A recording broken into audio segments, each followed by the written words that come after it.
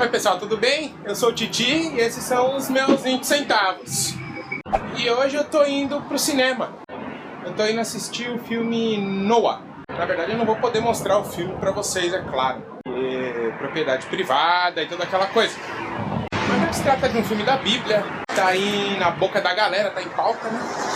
Vamos mostrar do que se trata e vamos discutir depois que a gente assistir um pouquinho. Partiu então, ó. É isso aí, pessoal, chegando. Vamos assistir, vamos ver no que é que dá. Beleza? É nóis. Pois é, amigos, então agora eu vi, né? Acabou o filme, eu vi.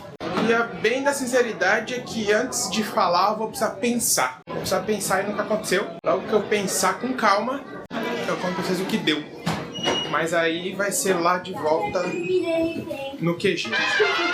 Pois é, tô aqui. Deu até tempo de cortar a barba, você viu? Antes de mais nada, é importante deixar bem claro que se você foi pro cinema assistir o filme de Noé, você foi assistir o filme errado. A história que a gente vê lá não é a história que a gente lê na Bíblia. O que é uma pena, eu diria até meio que uma propaganda enganosa do trailer. Porque o trailer foi feito pra fazer a gente acreditar que o negócio ia ser bem parecido com a Bíblia mesmo. Mas não foi, não. Então eu vou discutir sobre alguns aspectos do filme aqui. E se você não viu e quer ver, eu sugiro você assistir outros vídeos meus, porque isso aqui vai ser um vídeo de spoilers. Bom, antes de mais nada, onde é que está a história de Noé na Bíblia? Você pode abrir a sua Bíblia aí lá no capítulo 6 do livro de Gênesis. Você vai ler do capítulo 6 até o capítulo 9.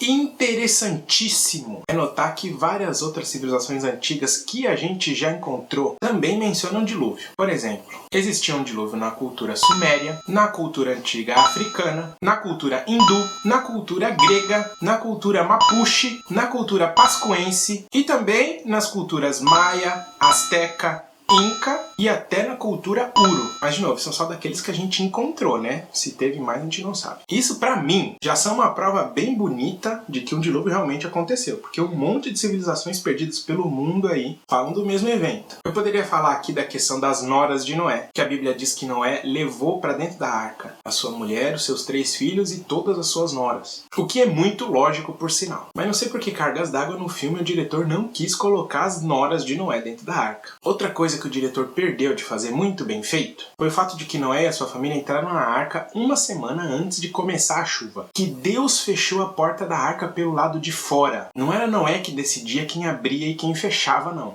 Isso teria sido uma parte bem legal no filme, a angústia do pessoal preso lá dentro e a chuva que não caía. Por uma semana, você imagina isso? Pois é, mas no filme a porta da arca de Noé parecia quase uma porta de bar. Ela abria e fechava a hora que Noé queria e o pessoal que estava fora até estava tentando entrar, abrir a porta. Um negócio que na Bíblia não rolou. Não foi assim. Podia falar do clássico relato da criação por Noé. E não é nem um pouco parecido com o relato que aconteceu 6 capítulos antes ali da própria história de Noé, em Gênesis mesmo. O que a gente viu no cinema foi um relato da evolução das espécies, que durou bem mais do que 7 dias. E não é todo contentão ali explicando pra galera que tinha sido assim que tinha acontecido. A gente podia falar também da questão de Noé no filme, tá bem sem noção, bem sem direção. Ele meio que adivinhou o que Deus queria que ele fizesse, e a partir de um certo momento ele não tinha a menor ideia do que Deus queria que ele fizesse. E ele ficou perdidaço. Usou o resto da família dele apelar pro bom senso dele para ele conseguir pensar de maneira lógica. E não causar uma carnificina ali mesmo dentro da arca. Vê se pode uma coisa dessa. Quando a Bíblia diz claramente que Deus deu as ordens claras para Noé, até das dimensões da arca. E Deus falando explicitamente para Noé de que ele e a sua família tinham que entrar na arca, porque Noé era um homem íntegro segundo os olhos de Deus. Ou seja, esse lance de imagens aleatórias e adivinhações de Noé com respeito ao que ele devia fazer, não foi assim que aconteceu, né? E muito por conta disso, quando os caras saíram da arca tava o maior climão, cada um pro seu canto, meio cabisbaixo, que a história terminou mal, né? Muito diferente do relato bíblico, quando foi uma alegria para eles saírem da arca, terem sido salvos e começar a vida de novo.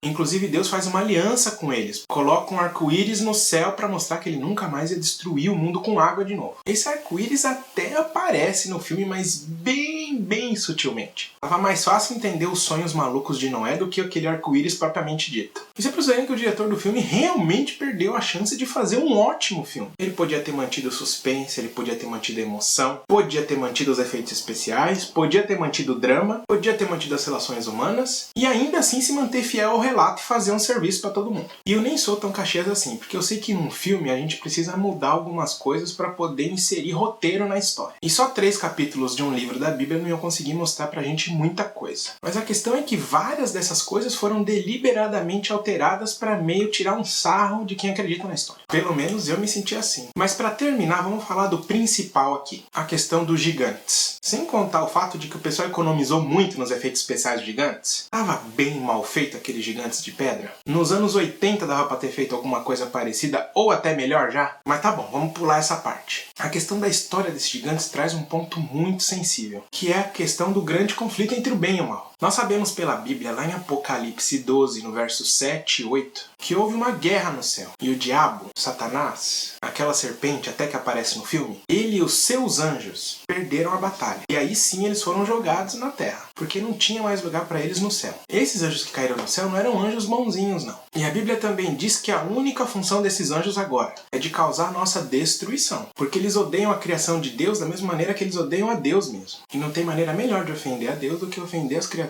que ele mais ama, nesse caso nós. Com relação à questão dos gigantes, eles eram nada mais nada menos que os pré-diluvianos. Porque antes do dilúvio eles viviam mais, eles eram maiores, eles eram mais inteligentes. A Bíblia não diz em nenhum momento que eram esses anjos que viraram os gigantes. Mas o fato do filme apresentar pra gente anjos caídos como sendo anjos bonzinhos que estão na terra para ajudar o homem, isso me deixou muito preocupado. Porque essa é a propaganda do inimigo de Deus. Não é a propaganda de Deus, não. Inclusive lá no trailer do filme, quando eu assisti, uma hora que Noé tava discutindo com o líder lá do pessoal malvado, Noé falou assim: eu não estou sozinho. No trailer, para aí, a gente fica com aquela impressão forte de que ele tá falando: eu não tô sozinho porque eu tô com Deus, mano. Mas aí no filme a gente vê que logo depois que ele fala eu não tô sozinho, são os anjos caídos que se levantam atrás dele. Olha a publicidade louca que o inimigo tá fazendo aqui. Mesmo no campo da fantasia, isso é pra confundir a cabeça da gente. E além de tudo isso, tem o fato de que Deus não foi chamado de Deus em nenhum momento do filme. E ó, eu prestei atenção, hein? Ele é chamado de Criador por todo mundo.